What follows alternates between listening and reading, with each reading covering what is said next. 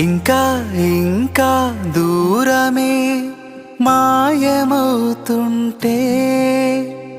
ఇంకా ఇంకా ప్రాణమే దగ్గరవుతుంటే, తెలియని భావమేదో మనసులో తొంగి చూసి మౌనమే చెరిపివేస్తుంటే, మాటలై పలకరిస్తుంటే,